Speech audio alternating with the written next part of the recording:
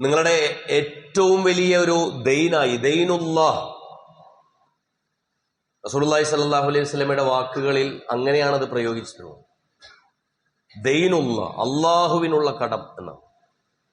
മനുഷ്യരുടെ കടം വീട്ടുക എന്നുള്ളത് പോലെ തന്നെ വളരെ പ്രധാനപ്പെട്ട ഒന്നാണ് അള്ളാഹുവിനുള്ള കടവും വീട്ടുക എന്നുള്ളത്. ചിലരെങ്കിലും കരുതുന്നത് ഒരു വാർദ്ധക്യത്തിൽ എത്തിയതിനു ശേഷം ചെയ്യാം എന്നായിരിക്കും. പക്ഷെ നമ്മുടെ അനുഭവം നേരെ മറിച്ചാണ്. 40-45 വയസ്സുള്ള ആളുകൾക്ക് വരെയും അത് ചെയ്യുന്നിടത്ത് വലിയ പ്രയാസങ്ങളാണ്. ശാരീരികമായി വലിയ അധ്വാനമുള്ള ഉംറ ചെയ്ത ആളുകൾക്ക് വലിയ കോൺഫിഡൻസ് ഉണ്ടാവും, ഹജ്ജ് ചെയ്യാനൊക്കെ എളുപ്പമായിരിക്കും. അങ്ങനെയൊന്നല്ല. ദുൽഹജ്ജ് 10 നിങ്ങൾ ഇവിടെ പെരുന്നാൾ ആഘോഷിക്കുന്ന സമയത്ത് ഹാജിമാർക്ക് അന്ന് അവിടെ ഒരു ഏറ്റവും ചുരുങ്ങിയത് 32 കിലോമീറ്റർ നടക്കണം. മുസ്ദലിഫയില് നല്ല തിളച്ച് അറഫയുടെ പകലിൽ തിളച്ച അതേ മണ്ണിൽ മുസ്ദലിഫയിലെ രാത്രിയിൽ കിടന്നുറങ്ങിയിട്ട് രാവിലെ ജംറാത്തിലേക്ക് ഒരു 8 കിലോമീറ്റർ നടക്കണം. അവിടെ നിന്ന് ഹറമിലേക്കും വേണ്ടി ഒരു 7 കിലോമീറ്റർ നടക്കണം. സഅയും തവാഫും ഒക്കെ ചേർന്ന് മൊത്തത്തിൽ ഒരു 8 കിലോമീറ്റർ വീണ്ടും നടക്കണം.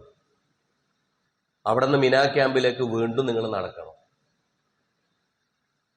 അപ്പൊ അതൊരു അല്ലാഹു സുബ്ഹാനഹു വ തആല നമ്മളെ ഒരു ഹജ്ജ് എന്ന് പറയുന്ന ഒരു ഘട്ടത്തിലേക്ക് എന്തിനാണ് എടുത്തിടുന്നത് എന്ന് ചോദിക്കുന്നിടത്ത് അങ്ങനെ ഒരു ഘട്ടം കഴിഞ്ഞ് നിങ്ങൾ തിരിച്ചു വരൂ, എന്നിട്ട് നിങ്ങൾ ജീവിക്കൂ എന്നുള്ളത് കൊണ്ട് കൂടിയാണ്.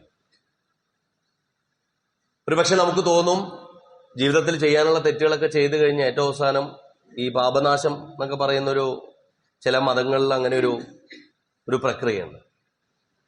ഏതോ ഒരു ഗംഗയിൽ പോയി മുങ്ങിയാൽ തെറ്റുകളൊക്കെ അതോടുകൂടി കഴിഞ്ഞു, ഇനി മരിച്ചു പോകാം. അങ്ങനെയല്ല, നിങ്ങൾ അത് കഴിഞ്ഞ് ജീവിക്കൂ എന്നാണ് അല്ലാഹു സുബ്ഹാനഹു വ തആല പറയുന്നത്. ആഖിറത്തിനും ദുനിയാവിനും വേണ്ടി ജീവിക്കും. ദുനിയാവിനും വേണ്ടി ജീവിക്കണമല്ലോ. നമ്മളെല്ലാവരും പറയുന്ന വമിനൻ നാസി മൻ യഖൂലു റബ്ബനാ ആതിനാ ഫിദ്ദുനിയ ഹസന വമിൻഹും മൻ യഖൂലു റബ്ബനാ ആതിനാ ഫിദ്ദുനിയ ഹസന. പടച്ചവനെ ദുനിയാവിൽ ഹസനത്ത് തരയണമേ, വഫിൽ ആഖിറത്തി ഹസന, ആഖിറത്തിലും ഹസനത്ത് നന്മ തരയണമേ.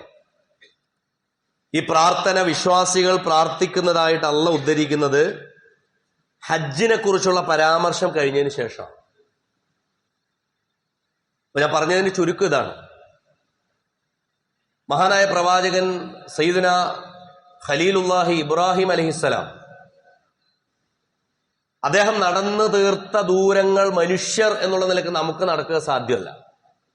ഇന്ന് ഏതെങ്കിലും ഒരാൾക്ക് അല്ലാഹു സുബ്ഹാനഹു വ തആല അങ്ങനെ ഒരു പ്രവാചക ദൗത്യം മനുഷ്യൻ എന്നുള്ള നിലക്ക് നമ്മളെ ഏൽപ്പിച്ചിരുന്നെങ്കിൽ നമുക്കത് പറ്റൂല.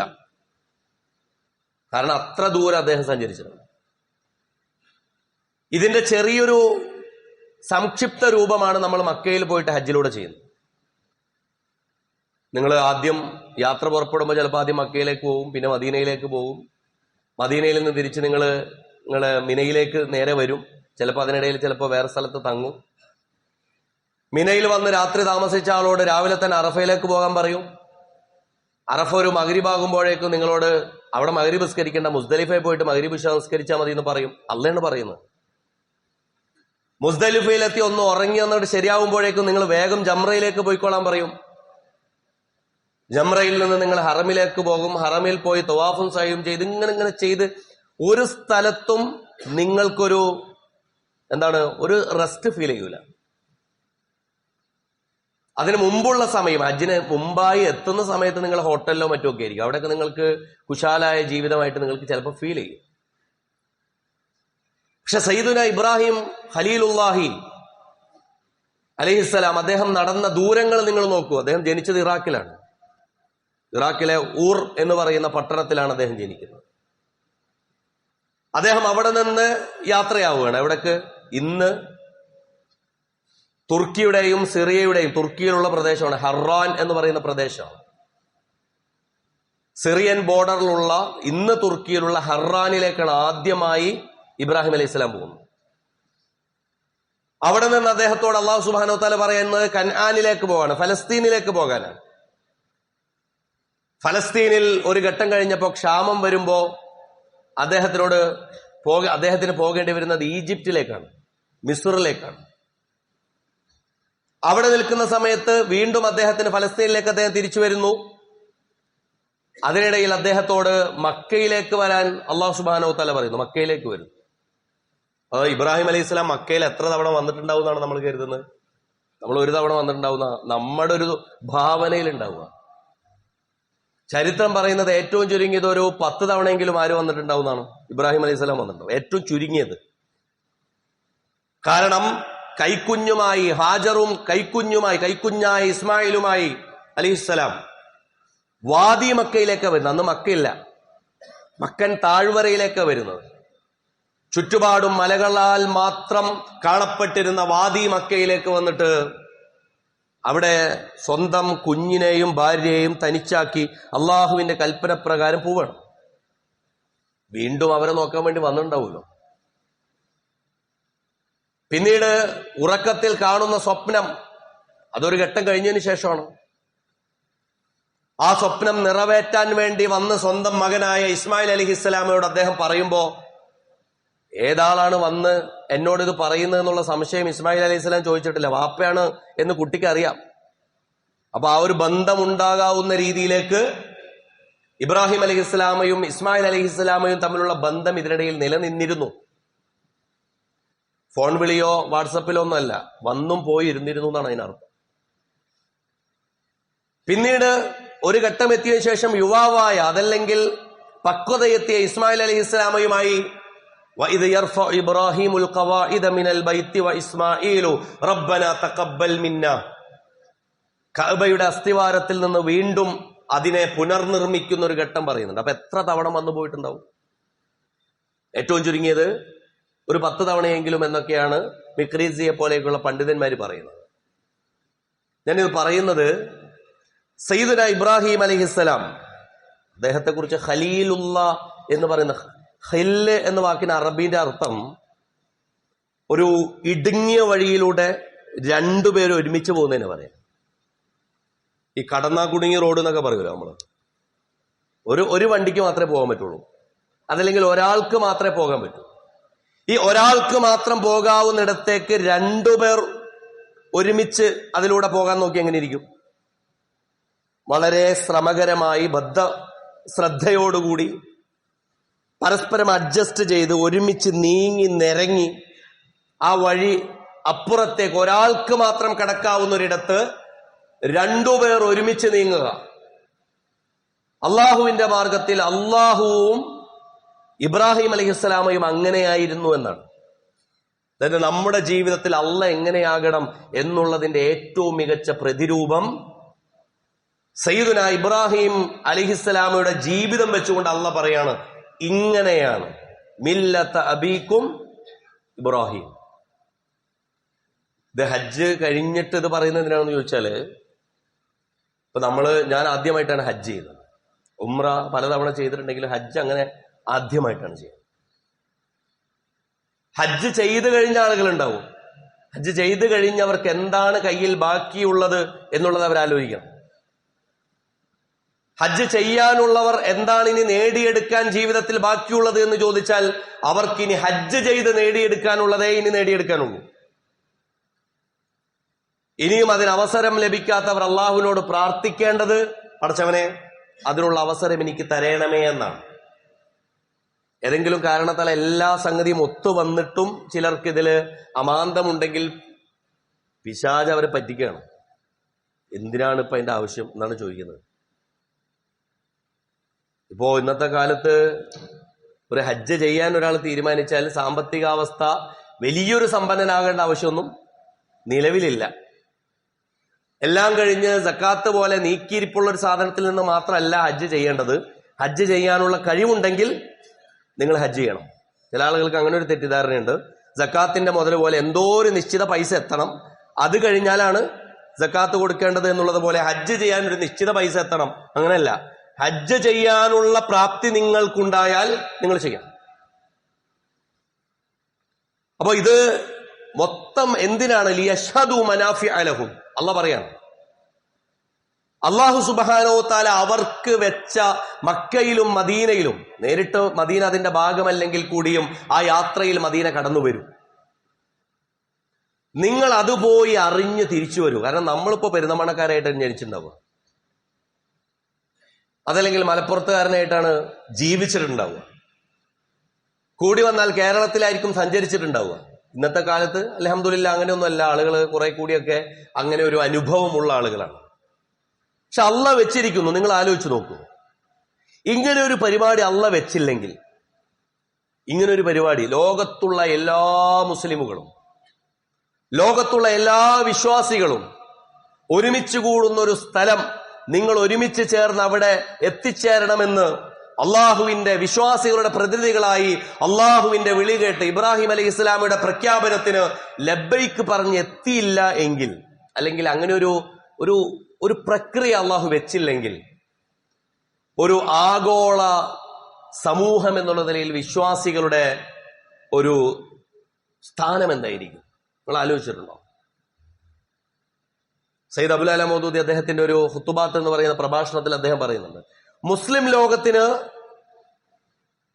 എന്തെങ്കിലും മുസ്ലിം ലോകം ഉമ്മത്ത് എന്നുള്ള നിലക്ക് തിരിച്ചുവരവിനൊരു സാധ്യത ഉണ്ടെങ്കിൽ അത് ഹജ്ജാണ്. ഉമ്മത്ത് എന്നുള്ള നിലക്ക്. കാരണം എല്ലാവരെയും ഒരുപോലെ നിങ്ങൾക്ക് മുസ്ലിം ഉമ്മത്തിൽ ഇന്ന് കാണാൻ കഴിയുന്ന ഒരു സ്ഥലം ഹജ്ജേ ഉണ്ടാവും, വേറൊരു സ്ഥലം ഉണ്ടാവില്ല. ഏത് ഫീൽഡ് മാർഷലിനോടും ഏത് ക്യാപ്റ്റനോടും ഏത് സുബൈദാറിനോടും ഏത് ജനറലിനോടും ഏത് സൗദി അറേബ്യയുടെ ഭരണാധികാരിയോടും ഏത് നാട്ടിലെ മുതലാളിയോടും എല്ലാവരോടും അള്ളാഹ് പറയാം, നിങ്ങൾ നിങ്ങളുടെ കുപ്പായൊക്കെ അയച്ചു മാറ്റിക്കോ, നിങ്ങൾ നിങ്ങളുടെ യഥാർത്ഥ വിലയിൽ വന്നാൽ മതി.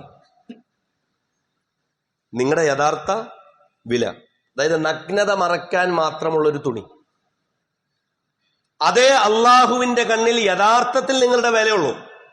ബാക്കിയുള്ള കോട്ടും സൂട്ടും ബെൽറ്റും ടൈയും ഒക്കെ നിങ്ങൾ നിങ്ങളുടെ ആവശ്യത്തിന് ഇട്ടതാ, ഓരോ സ്ഥലത്തിന്റെ.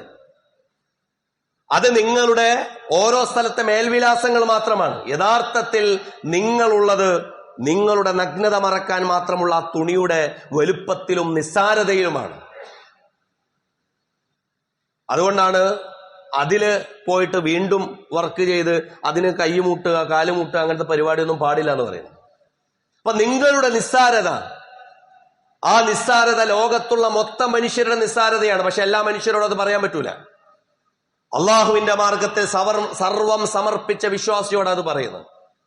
അങ്ങനെ ആ വിശ്വാസി വരുമ്പോ അത് ലോകത്തിലെ വ്യത്യസ്തമായ സമൂഹങ്ങളെ പ്രതിനിധീകരിച്ചുകൊണ്ടുള്ള മുസ്ലിങ്ങളാകുമ്പോ നേരത്തെ പറഞ്ഞതുപോലെ ഒരു ഉമ്മത്തിന്റെ ഭാഗമായി അവർ അള്ളാന്റെ മുമ്പിൽ വന്ന് നിൽക്കുകയാണ്, ഒരുമിച്ച് വന്ന് നിൽക്കുകയാണ്.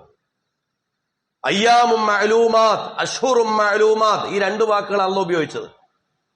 അറിയപ്പെട്ട ദിവസങ്ങളിൽ, നിശ്ചിതമായ ദിവസങ്ങളിൽ അള്ളാഹുവിന്റെ മുമ്പിൽ എല്ലാ കൊല്ലവും വന്ന് നിൽക്കുന്നു. എന്നിട്ടും അവർക്കൊരു ഉമ്മത്ത് എന്നുള്ള ബോധമില്ലെങ്കിൽ ഹജ്ജ് അവരെന്താണ് പഠിപ്പിച്ചത്? അല്ലെ? ഹജ്ജിന്റെ കാര്യത്തിൽ വലിയ അത്ഭുതകരമായ ഒരു കാര്യം അതാണ്. നേരത്തെ ഞാൻ മധു സാഹിബിന്റെ ഒരു സെന്റൻസ് പറഞ്ഞതുപോലെ അദ്ദേഹം പറയുന്നത് ഇങ്ങനെയാണ്: ഒരു രോഗിക്ക്, ആ രോഗി മരണപ്പെട്ടോ ഇല്ലയോ എന്ന് ഡോക്ടർ തീരുമാനിക്കാൻ വേണ്ടി വന്നു നോക്കുമ്പോ പൾസ് പിടിച്ചു നോക്കുന്നു. ഇവിടെയൊക്കെ പൾസ് പിടിച്ചു നോക്കുമ്പോൾ ഇപ്പോഴും സ്പന്ദനം, എപ്പോഴും മിടിപ്പുണ്ട്. പക്ഷെ രോഗി സംസാരിക്കുന്നൊന്നുമില്ല, രോഗി കണ്ടു തുറക്കുന്നില്ല, പക്ഷെ മിടിപ്പുണ്ട്. ആ മിടിപ്പുള്ള രോഗിയെ കുറിച്ച് ഡോക്ടർ പറയുമല്ലോ, ഇപ്പോഴും രക്തം ഓടുന്നുണ്ട്, ജീവൻ ബാക്കിയുണ്ട്. മുസ്ലിം ഉമ്മത്തിന് ആ ബാക്കിയുള്ള ജീവനിൽ നിന്ന് തിരിച്ചു വരാനുള്ള ഊർജമാണ് ഹജ്ജ്. അതായത് മരിച്ചിട്ടില്ല, ഇപ്പോഴും അവര് ഒരു ഉമ്മത്ത് എന്നുള്ള നിലക്ക് അവർ തമ്മിൽ പരസ്പരം ലോഹ്യവും സ്നേഹവും, പരസ്പരം കണ്ടുമുട്ടുമ്പോ സംഘടന, അതല്ലെങ്കിൽ നാട്ടുകാര്, നേതാക്കൾ എന്നൊക്കെ പറഞ്ഞ് തല്ലും വക്കാണൊക്കെ ആണെന്നുണ്ടെങ്കിലും അള്ളാന്റെ മുമ്പിൽ വന്ന് ഒരുമിച്ച് കൊന്നു വെക്കാൻ എന്തുണ്ട്? ഇപ്പോഴും ഒരു പണിയുണ്ട്. ആ പണിയാണ് ശരിക്കും വേറൊരു രീതിയിൽ പറഞ്ഞ ജമാഅത്ത് നിസ്കാരം. ഹജ്ജിൽ എന്തിനാണ് ജമാഅത്തായി നമസ്കരിക്കുന്നത് ചോദിച്ചാൽ, ഒരു നാട്ടിലുള്ള ആളുകൾ ആ ഹജ്ജിനെ 5 നേരവും കൊണ്ടുവന്ന് എന്ത് ചെയ്യണം? അവനവന്റെ നാട്ടില് പുനരാവിഷ്കരിക്കുകയാണ്. എല്ലാവർക്കും ഹജ്ജ് ചെയ്യാൻ പറ്റൂല. പക്ഷെ ഹജ്ജ് ചെയ്യുമ്പോൾ നിങ്ങൾ തവാഫ് ചെയ്യുന്ന ആ കഅബയുണ്ടല്ലോ, നിങ്ങൾ ഇടം വെച്ചുകൊണ്ട്, വലം വെക്കല്ല, ഇടം വെക്കുകയാണ്. ആന്റി ക്ലോക്ക് വൈസ് ആണ്, അപ്രദക്ഷിണമാണ്, പ്രദക്ഷിണമല്ല. അങ്ങനെ വെക്കുമ്പോ നിങ്ങൾ അവിടെ എത്തിയിട്ട് അവിടെ ഒരു അള്ളയില്ലല്ലോ, ഉണ്ടോ? കഅബക്കുള്ളിൽ ഒരു അള്ളയുണ്ടോ? അള്ള എല്ലായിടത്തും ഉണ്ട്. അള്ള എല്ലായിടത്തും ഉണ്ട് എന്ന് പറഞ്ഞാൽ അള്ളാഹു വനഹ്നു അഖ്റബു ഇലൈഹി മിൻ ഹബ്ലിൽ വരീദ്, അള്ളാഹിന്റെ സാന്നിധ്യത്തെ കുറിച്ചല്ല പറയുന്നത്. അള്ളാഹുവിനോട് നിങ്ങൾക്ക് സംസാരിക്കാൻ, അള്ളാഹുവിനോട് നിങ്ങൾക്ക് തേടാൻ, അള്ളാഹു നിങ്ങളോട് സമീപസ്ഥനായി നിൽക്കാൻ നിങ്ങൾ 2000 കിലോമീറ്റർ അപ്പുറം തന്നെ പോകേണ്ട ആവശ്യമില്ല. മറിച്ച് അതല്ലെങ്കിൽ ആയിരക്കണക്കായ കിലോമീറ്റർ സഞ്ചരിക്കണ്ട, നിങ്ങളുടെ പള്ളിയിലും ആരുണ്ട്? അതല്ലെങ്കിൽ നിങ്ങൾ പ്രാർത്ഥിക്കുമ്പോൾ അള്ളയുണ്ട്, നിങ്ങളുടെ വീട്ടിലും അള്ളയുണ്ട്. അപ്പൊ നിങ്ങൾ ആലോചിച്ച് നോക്കൂ, അല്ലാഹു സുബ്ഹാനഹു വ തആല പറഞ്ഞതിൻ പ്രകാരം ഹജ്ജ് ചെയ്ത്, ഒന്ന് മുസ്ലിം ഉമ്മത്തിനുള്ള പാഠമാണെങ്കിൽ മുസ്ലിം വ്യക്തിക്കുള്ള പാഠം ഇതാണ്: അവിടെ നിന്ന് തിരിച്ചു വന്ന ആൾക്ക് പിന്നീട് പള്ളിയായിട്ടൊരു ബന്ധമില്ലാതെ, കഅബക്ക് പോയി ഉംറക്കൊക്കെ പോയപ്പോ കഅബേനൊക്കെ അങ്ങോട്ട് കെട്ടിപ്പിടിച്ച് അതും അങ്ങോട്ട് തൊടാനൊക്കെ മത്സരിച്ച് ഹജറുൽ അസ്വദ് മുത്താനൊക്കെ അങ്ങോട്ട് വലിയ താല്പര്യമുള്ള ആൾക്ക് സ്വന്തം പള്ളിയിലെത്തിയപ്പോ ഒരു താല്പര്യമില്ല. അവിടെ മസ്ജിദുൻ നബവിയിലും അതല്ലെങ്കിൽ അൽ മസ്ജിദുൽ ഹറമിലൊക്കെ നിങ്ങൾ പോയാല് അവിടെ ഓരോ മുസ്ഹഫുകളും വരെ എടുത്ത് അതിന്റെ പൊടിയും ഇതൊക്കെ നീക്കി ഓരോ ദിവസവും ക്ലീൻ ചെയ്യുന്ന ആൾക്കാരെ നിങ്ങൾ കാണാൻ പറ്റും. അവിടുത്തെ ഓരോ ബാത്റൂമും വൃത്തിയാക്കുന്ന ആൾക്കാർ ഓരോ ബാത്റൂമിൽ 2 പേരെങ്കിലും വെച്ച് കാണാൻ പറ്റും, ഇല്ലേ? ഇതെന്താണെന്ന് ചോദിച്ചാൽ അവിടെ പോയിട്ടാണ് നിങ്ങൾ എങ്ങനെയാണ് പള്ളിയെ പരിഗണിക്കേണ്ടത് എന്ന് പോലും പഠിക്കുന്നത്. നമ്മുടെ നാട്ടില് ചേലും കോലുള്ള പള്ളി തന്നെ പുതുതായി നിർമ്മിച്ച ഒരു 3 ആഴ്ച ഉണ്ടാവുള്ളൂ. അത് തിരിഞ്ഞു നോക്കാൻ ആരും ഉണ്ടാവില്ല. ഇബ്രാഹിം അലൈഹിസ്സലാമയോടും ഇസ്മായിൽ അലൈഹിസ്സലാമയോടും അല്ലാഹു സുബ്ഹാനഹു വ തആല പറയുന്നത് അൻ ത്വഹിറ ബൈതിയ ലിത്വാഇഫീന വൽ ഖായിമീന വറുക്കഇ സുജൂദ്, നിങ്ങൾ ഈ പള്ളിയുടെ പരിപാലനം, ഈ ഹറമിന്റെ പരിപാലനം ഏറ്റെടുക്കണമെന്നാണ്. തവാഫ് ചെയ്യാനും റുക്കൂഅ് ചെയ്യാനും സുജൂദ് ചെയ്യാനും. അത് നമ്മളിന്ന് കമ്മിറ്റിക്കാർ കൂട്ടുകൊടുത്തേക്കുന്ന പരിപാടിയാണ്. ഇത് കമ്മിറ്റിക്കാരുടെ പണിയൊന്നുമല്ല. ഏത് പള്ളിയായാലും, നിങ്ങളുടെ നാട്ടിലുള്ള ഒരു സാധാരണ നമസ്കാര പള്ളിയായാലും, ആ പള്ളിയോട് നിങ്ങൾക്ക് വലിയൊരു ബാധ്യതയുണ്ട്. എന്നും കഅബയെ പോയിട്ട് അവിടെ അതിന് വേറെ വലിയൊരു സിസ്റ്റം ഉണ്ട്.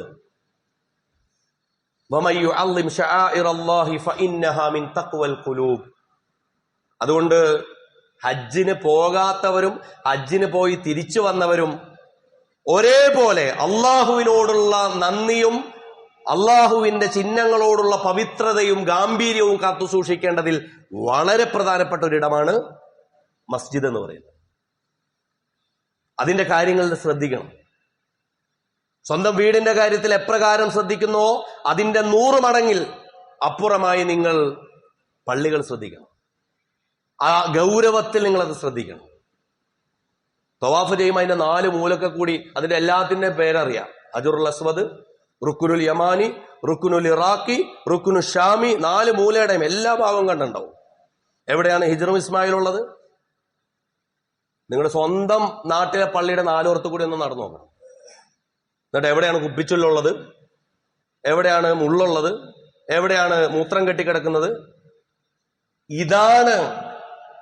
അതല്ലാതെ ലോകത്ത് നമ്മൾ കണ്ടൊരു കാഴ്ചയേക്കാൾ അപ്പുറമായി നമുക്ക് ജീവിതത്തിൽ ആവിഷ്കരിക്കാവുന്ന ഹജ്ജിന്റെ പാഠമെന്ന് വളരെ പ്രധാനപ്പെട്ട ഒരു ചോദ്യമാണ്. ഇസ്ലാമിന്റെ മഹാകവി അല്ലാമ മുഹമ്മദ് ഇഖ്ബാലിന്റെ വളരെ പ്രസിദ്ധമായ ഒരു ചോദ്യം: ज़ाहिरान कअबा से इकबाल ये पूछे कोई क्या हरम का तोहफा जमजम के सिवा कुछ भी नहीं. കഅബ കണ്ട് മടങ്ങിയ ഹാജിമാരോട് ഇക്ബാലിന് ഒരേ ഒരു ചോദ്യമേ ഉള്ളൂ. അദ്ദേഹം പറയാ, ക്യാ ഹറം ക തുഹ്ഫ സംസം കെ സിവ കുച്ച് ബി നഹി. ഹറമിൽ നിന്ന് വന്നപ്പോ കയ്യിൽ ആകെ കൂടിയുള്ളത് സംസത്തിന്റെ ടിന്ന് മാത്രമേ ഉള്ളൂ. ചെയ്ത് തിരിച്ചു വരുമ്പോ വലിയ ലഗേജ് ഒന്നും കൊണ്ടുവരാൻ പറ്റൂലല്ലോ. അപ്പൊ ആളുകൾ എടുത്തുകൊണ്ട് വരിക ഈ 5 ലിറ്ററും 10 ലിറ്ററും സംസമാണ്. ഇഖ്ബാലിന്റെ കാലത്ത് ഇത് എല്ലാവർക്കും കൊടുക്കാൻ പറ്റാത്തതുകൊണ്ട് ആൾക്കാർ കൊണ്ടുവന്ന് കിണറ്റിൽ ഒഴിച്ചിട്ട് പിന്നെ കോരി കൊടുക്കുക, ബർക്കത്ത് കിട്ടാൻ വേണ്ടി. അപ്പൊ ഇത് കോരിക്കൊടുക്കലും ഇത് നാട്ടുകാർക്ക് വിതരണം ചെയ്യലുമാണ്. ആകെക്കൂടി സംസം കൊടുക്കൽ മാത്രമാണ് ഒരു ഹജ്ജ് ചെയ്തൊന്ന് വന്ന ഒരാൾക്ക് കയ്യിൽ ഹറമിന്റെ സന്ദേശമായി ബാക്കിയുള്ളതെങ്കിൽ ഹാ കഷ്ടമേ, എന്നുള്ളതല്ലാതെ ഒന്നുമില്ല എന്ന് പറയുകയാണ് ഇക്ബാൽ ചെയ്യുന്നത്. ഇത് തന്നെയാണ് ഹജ്ജ് ഇങ്ങനെ ഉലുമ്പെടുക്കും എന്നൊക്കെ. മക്ക എന്ന് പറഞ്ഞ വാക്കിന് ഇങ്ങനെ ഈ വലിച്ചെടുക്കുക എന്നൊരർത്ഥമുണ്ട്. അറബി ഭാഷയിൽ മക്കൽ ഫസുയിലു എന്ന് പറയും. മുല കുടിക്കുന്ന കുഞ്ഞ് ഉമ്മയുടെ അമ്മിഞ്ഞ ഉറിഞ്ചു കുടിക്കുന്നതിനാണ് എന്ത് പറയാ? മക്കൽ ഫസുയിൽ. അറബി വാക്കിൽ മക്ക, അതായത് തന്നിലേക്ക് ആകർഷിക്കുക, വലിച്ചെടുക്കുക. കഅബ നമ്മളെ ആകർഷിക്കുന്നുണ്ട്, കിബില നമ്മളെ ആകർഷിക്കുന്നുണ്ട്, ഹറം നമ്മളെ ആകർഷിക്കുന്നുണ്ട്. കാരണം ഇവിടെ നിന്നും നമ്മൾ തിരിയുന്ന എവിടേക്കാ? വജ്ജഹ്തു വജ്ഹിയ ലില്ലദീ. ഹജ്ജ് ചെയ്തിട്ടില്ലെങ്കിലും എന്നും ഹജ്ജാ ചെയ്യുന്നത്. പോയിട്ടില്ലെങ്കിലും നമ്മളുള്ളത് ഹറമിന് നേരെയാണ്. എന്റെ കേന്ദ്രം, എന്റെ ന്യൂക്ലിയസ്, എന്റെ കേന്ദ്രബിന്ദു അതാണ് എന്ന് വിശ്വാസിക്ക് നൽകുന്ന അറിവനുഭവത്തിന്റെ പേരാണ് പ്രിയപ്പെട്ടവരെ ഹജ്ജ് എന്ന് പറയുന്നത്. ഹജ്ജ് ചെയ്യാത്ത ആൾക്കാരുണ്ടെങ്കിൽ അവരോട് പറയുന്നത് 2027 ഹജ്ജിന് അവരിപ്പോ തന്നെ അപേക്ഷിക്കണം. അതിന്റെ പോർട്ടലൊക്കെ ഈ ആഴ്ച തുറക്കും. പാസ്പോർട്ട് ഇല്ലാത്തൊരു പാസ്പോർട്ട് എടുക്കണം. എല്ലാം കഴിഞ്ഞിട്ട് ഏറ്റവും അവസാനം നടക്കാൻ പറ്റാതാവുമ്പോ ചില ഗ്രൂപ്പുകളിൽ, നമ്മുടെയൊക്കെ തന്നെ ഗ്രൂപ്പിലുണ്ടായിരുന്നു, നമ്മളോട് ഒരു പറയും, നിങ്ങൾ ഹജ്ജ് ചെയ്ത് തരാന്ന് പറഞ്ഞിട്ടല്ലേ ഞങ്ങൾ ഗ്രൂപ്പിൽ ചേർന്നതെന്ന്. ഈ പൈസ കൊടുക്കുന്നത്, ഗ്രൂപ്പിന് പൈസ കൊടുക്കുന്നത് ഇവരെ ഹജ്ജ് ചെയ്യിപ്പിക്കാനെന്ന വിചാരം. ഹജ്ജ് നിങ്ങൾ സ്വന്തം ചെയ്യണം, അല്ലാതെ പൈസ കൊടുത്തിട്ട് വേറെ ആളെ ഹജ്ജൊന്നും ചെയ്യൂല. മരണപ്പെട്ടു പോയ വാപ്പാക്കും ഉമ്മാക്കും ചിലപ്പോ അങ്ങനെ ആഗ്രഹമുണ്ടായിരുന്ന ഭാര്യ ഭർത്താക്കന്മാർക്കൊക്കെ പരസ്പരം അങ്ങോട്ടും ഇങ്ങോട്ടും ഹജ്ജ് ചെയ്യാം എന്നുള്ളത് ഒഴിച്ചാൽ നിങ്ങൾ അവിടെ ചെന്ന് നിങ്ങളെ ബാക്കിയുള്ളവരിങ്ങനെ ഉന്തിക്കൊണ്ട് നടക്കും എന്നൊന്നും കരുതരുത്. ആരോഗ്യം എന്ന് പറഞ്ഞാൽ ഇപ്പൊ നിങ്ങൾക്കുള്ള അവസാനത്തെ ആരോഗ്യം ഉണ്ടല്ലോ, അതാണ് ആരോഗ്യം. അല്ലാതെ നിങ്ങൾ തടിമാടനാകണം, അതല്ലെങ്കിൽ നല്ല കായബലം നിങ്ങൾക്ക് ഉണ്ടാവണം എന്നുള്ള അർത്ഥത്തിൽ പറഞ്ഞതല്ല. നിങ്ങൾ അതൊരു നിയ്യത്താക്കി എടുക്കണം. ഈ ഉംറ ചെയ്യുന്നവർക്ക് പറ്റി പോകുന്ന ചെറിയൊരു പ്രശ്നമുണ്ട്. ചിലർ ഉംറ ചെയ്ത് കഴിഞ്ഞാൽ മക്ക മദീനയൊക്കെ കണ്ടു കഴിഞ്ഞാണെന്ന് പറഞ്ഞിട്ട് ആ ഹജ്ജ് അങ്ങോട്ട് നിർത്തും. അതും പാടില്ല. അത് പ്രത്യേകമായി പറയും. കാരണം ചിലര് 5ഉം 10ഉം ഉംറയ്ക്ക് ഇങ്ങനെ ചെയ്തിട്ടുണ്ട്, ഹജ്ജ് ചെയ്യൂല. ഹജ്ജ് നിർബന്ധമായ സംഗതിയാണ്. ഉംറ ഇങ്ങനെ നിങ്ങൾ കൂടെ ചെയ്യേണ്ട. ഇനി അടുത്ത ചെയ്യുന്ന ഹജ്ജിന്റെ ഒപ്പം കൂട്ടത്തിൽ നിങ്ങൾ തമത്വമായിട്ട് ഉംറ ചെയ്താൽ മതി. പ്രത്യേകമായി നിങ്ങളത് ശ്രദ്ധിക്കണം. ഞാൻ നിങ്ങളോട് പറയുന്ന കാരണം നിങ്ങൾ ചെയ്യുക എന്നുള്ളതല്ല, നമ്മുടെ വീടുകളിൽ, നമ്മുടെ കുടുംബങ്ങളിൽ ഇതിനെക്കുറിച്ചൊന്നും ഒരു ധാരണയില്ലാത്ത യഥാർത്ഥ വിശ്വാസികളായ മനുഷ്യർ തന്നെയുണ്ട്. അവർ കരുതുന്നത് ഇതൊരു ലക്ഷറിയാണെന്ന്, ഇതൊരു ആർഭാടമാണെന്നാണ്. ഇത് ഏറ്റവും അവസാനം പോയി ഇത് പേരിനങ്ങോട്ട് ചെയ്യുക, അത് ചെയ്തില്ലെങ്കിൽ മോശമല്ലേ എന്ന് കരുതി ചെയ്യേണ്ട ഒരു കാര്യം അങ്ങനെയല്ല. ഇത് കഴിഞ്ഞ് തിരിച്ചു വന്ന് മക്കക്കാരായ ഖുറൈശികളോട് അല്ലാഹു സുബ്ഹാനഹു വ തആല പറയാ, ഇത് തറവാടിത്തം പൊളിച്ചു കളഞ്ഞ സാധനമാണ്. മക്കക്കാർക്ക് അങ്ങനെ കുറെ സംഗതിയുണ്ട്. ഹറമിന് പുറത്തുള്ള സ്ഥലമാണ് അറഫ. ഹറമിലല്ല അറഫ ഉള്ളത്. അതായത് ഹറം പരിധിയിൽ നിന്ന് പുറത്തുള്ള പ്രദേശമാണ് അറഫ. അതുകൊണ്ട് അറഫയിലേക്ക് ഞങ്ങളുമായി വിവാഹബന്ധങ്ങളും കെട്ടുബന്ധങ്ങളും ഉള്ളവർ പോകില്ല എന്ന് തീരുമാനിച്ചവരായിരുന്നു ഖുറൈശികൾ. ഞങ്ങൾ ഈ ഹറമിന്റെ പരിധിയിൽ തന്നെ നടന്നോളാം, മിനയിൽ തന്നെ നിന്നോളാം, അതിനപ്പുറമുള്ള ഭാഗത്തൊക്കെ ഞങ്ങൾ പോകില്ല എന്ന് കരുതിയവരോട് അല്ലാഹു സുബ്ഹാനഹു വ തആല പറഞ്ഞാണ്, സുമ്മ അഫീളു മിൻ ഹൈസു അഫാലന്നാസ്. നിങ്ങൾ തിരിച്ചു വരേണ്ടത് ജനങ്ങളെല്ലാവരും പോയി തിരിച്ചു വരുന്ന അറഫയിൽ നിന്നാണ്. ഫൈദ അഫൽതും മിൻ അറഫാത്തിൻ എന്ന് പറയുന്നിടത്ത് പ്രത്യേകമായി ഖുറൈശികളോട് പറയും, നിങ്ങളുടെ വലിപ്പത്തിന്, നിങ്ങൾ കഅബയെ നോക്കുന്നുണ്ട്, നിങ്ങളിവിടെ വെള്ളം കൊടുക്കുന്നുണ്ട്, നിങ്ങളിവിടുത്തെ പരിചരണം നടത്തുന്നുണ്ട്, അതൊക്കെ ശരിയാണ്. പക്ഷെ അതുകൊണ്ട് നിങ്ങൾക്ക് എന്തെങ്കിലും ഇക്കൂട്ടത്തിൽ അള്ളാഹുവിന് നടത്തേണ്ടുന്ന യഥാർത്ഥ ഹജ്ജിന്റെ കൂട്ടത്തിൽ നിങ്ങൾക്ക് എന്തോ ഒരു ഒഴികഴിവ് പടച്ചവൻ തരുന്നു? ഇല്ല. നിങ്ങളുടെ വമ്പത്തരം കേമത്തരം എന്നുള്ളത് അള്ളാഹുവിന്റെ മുമ്പിലില്ല. അള്ളാഹ് നിങ്ങൾക്കെന്ന ഫളല. അള്ളാഹു ഈ ലോകത്തെ കേമന്മാരാക്കിയിട്ടുണ്ട് ചിലരെ, അത് ശരിയാണ്. പക്ഷേ ദാലിക ഫളലുല്ലാഹ്, അത് ഖുറൈശികൾക്ക് കേമത്തരം കൊടുത്തിട്ടുണ്ടെങ്കിൽ അള്ളാഹ് ഔദാര്യമായി കൊടുത്തതാണ്. ചിലരെ അള്ളാഹു പണക്കാരാക്കിയിട്ടുണ്ടെങ്കിൽ അള്ളാഹിന്റെ ഔദാര്യമാണ്. ചിലർക്ക് അള്ളാഹു പദവിയും പ്രശസ്തിയും നൽകിയിട്ടുണ്ടെങ്കിൽ അള്ളാഹുവിന്റെ ഔദാര്യമാണ്. അതുകൊണ്ട് നിങ്ങളായി വരേണ്ട ഇടമാണ്. ബാക്കിയുള്ള ഒരിടത്തും ചിലപ്പോ നമുക്ക് അങ്ങനെ ഒരു അവസ്ഥ ഉണ്ടാവൂല. അതുകൊണ്ട് കഅബ, മക്ക, അതുപോലെ തന്നെ അതിലെ ഓരോ കർമ്മങ്ങളും, ഇഹ്റാം അല്ലെ, ഇഹ്റാം എന്ന് പറഞ്ഞാൽ അതാണ് ജീവിതത്തിൽ ഹറാമാക്കൽ എന്നാണ് ശരിക്കും ഇഹ്റാമിന്റെ അർത്ഥം. ജീവിതത്തിൽ എന്തൊക്കെയാണോ അള്ളാഹു സുബ്ഹാനഹു വ തആല ഹറാമാക്കിയത് അത് ഹറാമായി തന്നെ തുടരണം. കാരണം ഹലാലായതുപോലും ഹറാമാക്കി വെക്കാൻ ഹജ്ജിൽ പഠിച്ചിട്ടുണ്ട്. മിനയുടെ പാടം, മിനയിൽ കിടക്കുന്ന സ്ഥലം ഒരു ഖബറിനോളം വിസ്തൃതിയും വീതിയും മാത്രമേ ഉണ്ടാവുള്ളൂ. വിസ്തൃതി എന്ന വാക്ക് ഉപയോഗിക്കാൻ തന്നെ പറ്റൂല. അവിടെ നിങ്ങൾ ഒരു അത്തഹിയാത്തിലിരുന്നാൽ നേരെ കുമ്പിട്ട് കാലങ്ങോട്ട് നീട്ടിവെച്ചാൽ എത്രയാണോ സ്ഥലമുള്ള ആ സ്ഥലം, അത് തന്നെയും അവിടെ ഒരു 100 പേർക്ക് ഇരിക്കാവുന്നിടത്ത് ഒരു 90 പേരുടെ ഒരു ബെഡേ നിങ്ങൾക്ക് ഉണ്ടാവുള്ളൂ. ആ ബെഡിന്റെ വലുപ്പം അത്ര ഉണ്ടാവുള്ളൂ. അറഫയിലും മുസ്ദലിഫയിലും, മുസ്ദലിഫ അങ്ങനെയാണ്, നിങ്ങൾക്ക് ഒരു പരിഗണനയുമില്ല എന്നുള്ളതിന്റെ ഹജ്ജിലെ ഏറ്റവും മികച്ച സാക്ഷ്യമാണ് മുസ്ദലിഫ. ഒന്നുമില്ല. തലേദിവസം നിങ്ങൾ എവിടെ കിടന്നു, തലേദിവസം വരെ നിങ്ങൾ ചിലപ്പോൾ ഹജ്ജ് ക്യാമ്പിൽ എനിക്ക് എന്റെ സ്ഥലം ഏതാണെന്നെങ്കിൽ അന്വേഷിച്ച് നടന്നുണ്ടാവും. പക്ഷേ നാളെ നിങ്ങൾ എവിടെയാണ് കിടന്ന് മരിക്കാൻ പോകുന്നതെന്ന് നിങ്ങൾക്കറിയില്ല എന്നുള്ളത് പോലെ മുസ്ദലിഫയിൽ നിങ്ങൾ എവിടെ പോയിട്ടാണ് കിടക്കുക എന്നുള്ളത് നിങ്ങൾക്കറിയില്ല. വെറും മണലിൽ, ചരലിൽ, ചിലരെങ്കിലും പാറച്ചീളുകൾക്കുമേൽ. അതുകൊണ്ട് ആ പാഠം ഹജ്ജ് ചെയ്തവർ നെഞ്ചിലേറ്റണം. ഹജ്ജ് എന്നോ ചെയ്തവർ അവർ മടങ്ങി വന്നത് ഉമ്മ പെറ്റ ദിവസത്തിന്റെ വിശുദ്ധിയിലേക്കാണ്.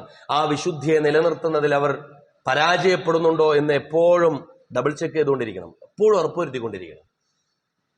ചെയ്യാൻ അവസരമുണ്ടായിട്ടും അത് നീട്ടിക്കൊണ്ടുപോകുന്നവർ താമസം വിന, അതിൽ ഒരു തരത്തിലുള്ള കാലവിളംബവും കൂടാതെ, ഒരു താമസവും കൂടാതെ ഉടനെ തന്നെ അത് ചെയ്യുന്നതിനുള്ള നീക്കുപോക്കുകൾ നടത്തിയിരിക്കണം. ഉംറ ചെയ്ത് അവസാനിപ്പിച്ച ആളുകൾ പ്രത്യേകമായി ഹജ്ജ് എന്നുള്ളത് തന്റെ നിർബന്ധ ബാധ്യതയായി മനസ്സിലാക്കി അതിലേക്കുള്ള തയ്യാറെടുപ്പുകൾ നടത്തണം. അല്ലാഹു സുബ്ഹാനഹു വ തആലയുടെ തൗഫീഖ് നൽകി നമ്മെ എല്ലാം അനുഗ്രഹിക്കുമാറാകട്ടെ.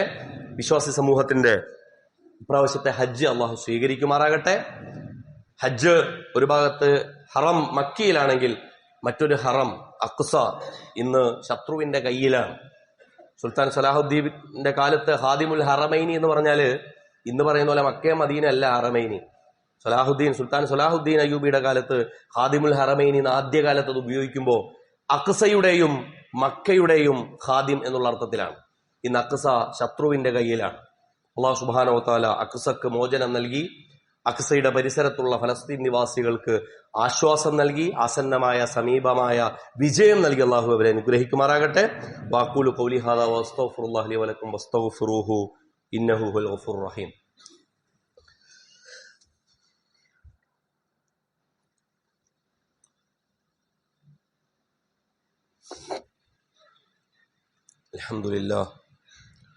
അൽഹംദുലില്ലാഹിൽ അഹദ് അൽ ഫർദിസ് സമദ് الذي لم يلد ولم يولد ولم يكن له كفوا أحد. اللهم صل وسلم وبارك على رسولك محمد وعلى آل محمد كما صليت وسلمت وباركت على إبراهيم وعلى آل إبراهيم في العالمين إنك حميد مجيد. عباد الله وإماء الله أوصيكم وإياي ثانيا بالتقوى الله. يا أيها الذين آمنوا اتقوا الله حق تقاته ولا تموتن إلا وأنتم مسلمون. اللهم اغفر للمؤمنين والمؤمنات والمسلمين والمسلمات الأحياء منهم والأموات إنك مجيب الدعوات يا قاضي الحاجات. طيب ثراهم واجعل الجنة مأواهم. اللهم أعز الإسلام والمسلمين وأذل الشرك والمشركين وأذل الكفر والكافرين وأذل النفاق والمنافقين وأذل الظلم والظالمين. اللهم يا ربنا آت نفوسنا تقواها وزكها أنت خير من زكاها أنت وليها ومولاها. اللهم ربنا تقبل منا دعاءنا وصيامنا وقيامنا وحجنا وعمرتنا إنك أنت السميع العليم وتب علينا إنك أنت التواب الرحيم واغفر لنا يا غافر المذنبين وارحمنا بأنواع رحمتك يا أرحم الراحمين. وصلى الله تعالى على خير خلق محمد وآله وصحبه أجمعين. سبحان ربك رب العزة عما يصفون وسلام على المرسلين والحمد لله رب العالمين.